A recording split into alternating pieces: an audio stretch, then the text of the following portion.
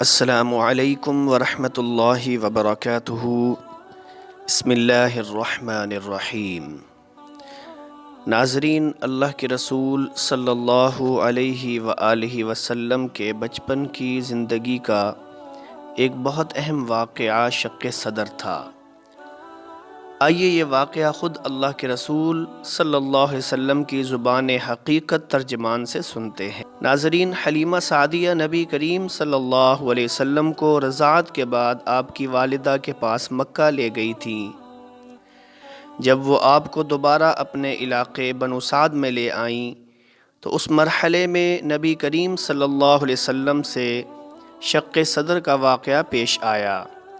امام ابن کثیر رحمۃ اللہ علیہ لکھتے ہیں کہ ایک شخص نے اللہ کے رسول صلی اللہ علیہ وسلم سے پوچھا، اے اللہ کے رسول، پہلی دفعہ آپ کا شق صدر کس طرح ہوا تھا؟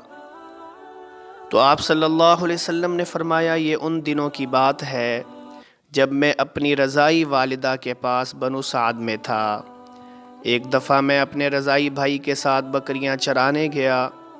ہم کھانے پینے کی کوئی چیز لے کر نہیں گئے تھے۔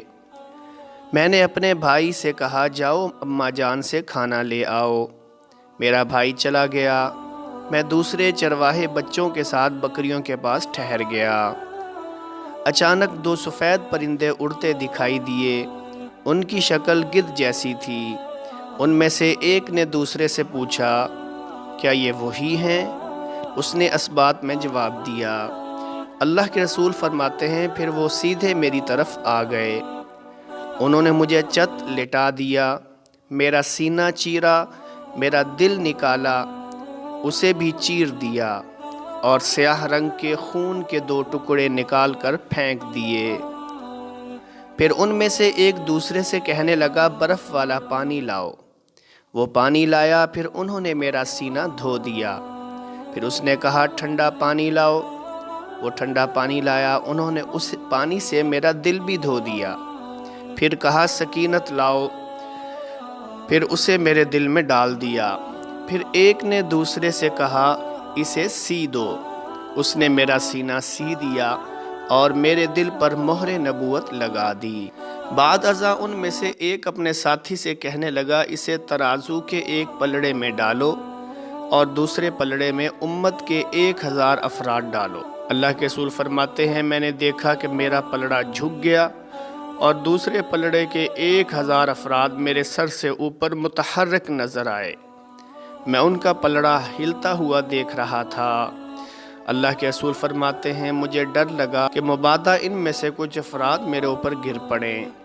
پھر وہ کہنے لگا، اگر تم دوسرے پلڑے میں ساری امت کو بھی ڈال دو، پھر بھی انہی کا پلڑا بھاری رہے گا۔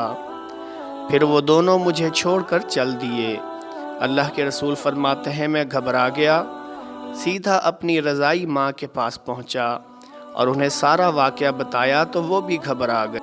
فرمانے لگیں، یہ کوئی شیطانی کاروائی نہ ہو۔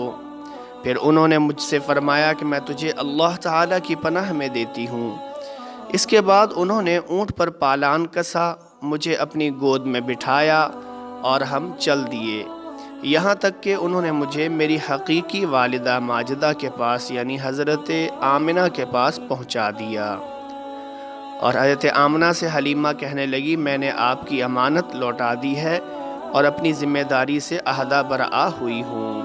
پھر انہوں نے مجھ پر بیتنے والا سارا واقعہ سنایا۔ اللہ کے رسول فرماتے ہیں، میری والدہ محترمہ بالکل پریشان نہ ہوئیں، بلکہ انہوں نے فرمایا، جس وقت میں نے اسے جنم دیا تھا اسی وقت میں نے دیکھ لیا تھا کہ میرے وجود سے ایک روشنی نکلی ہے جس سے شام کے محلات چمک اٹھے ہیں۔ امام مسلم نے یہ واقعہ اختصار کے ساتھ نقل کیا ہے۔ انہوں نے اس واقعے کے محل وقوع کا ذکر نہیں، جبکہ حضرت انس رضی اللہ تعالیٰ عنہ کی ایک روایت ہے، وہ فرماتے ہیں کہ اللہ کے رسول صلی اللہ علیہ وسلم کے پاس حضرت جبرائیل امین تشریف لائے۔ اس وقت آپ بچوں کے ساتھ کھیل رہے۔